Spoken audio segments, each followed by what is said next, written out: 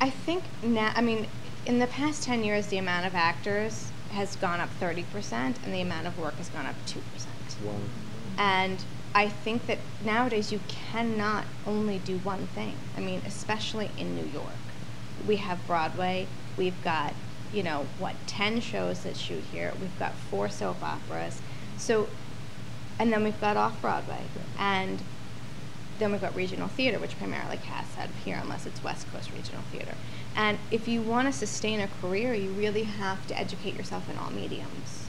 I mean, if you don't sing, you don't sing. I'm not going to say go out for a musical if you can't carry a tune, but I think that has changed, that you really have to educate yourself in all mediums in order to audition for as many things as you possibly can, so that your booking rate goes up. I mean, there are too many people for too few chairs. It's something that I always say. And if you only go out for 10 auditions a year, it's going to take you 10 years to get a job. But if you go out for 100 auditions a year, you're going to see it bear fruit. And the more tenacious you are, the more you get out there, the more prepared you are for every single audition, the more you will wind up on a request list, the more they will remember you and say, oh my God, I did a show with this person, they were wonderful and on time and gracious and lovely, and I can call them and I know they're going to be fabulous, and work begets more work. So the thing I see most that is to not be prepared, and attitude, like you really have to,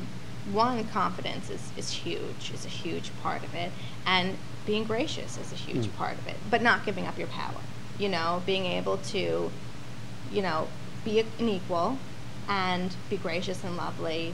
But I've had people who have been belligerent. I've had people who have turned the monitor while I was taping them because they wanted to see their take.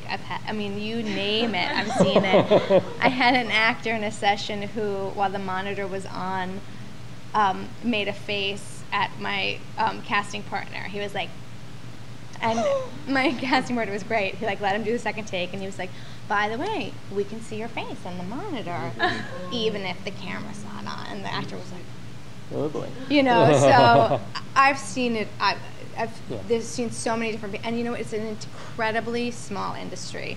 And the actor who made the face, his agent was my best friend.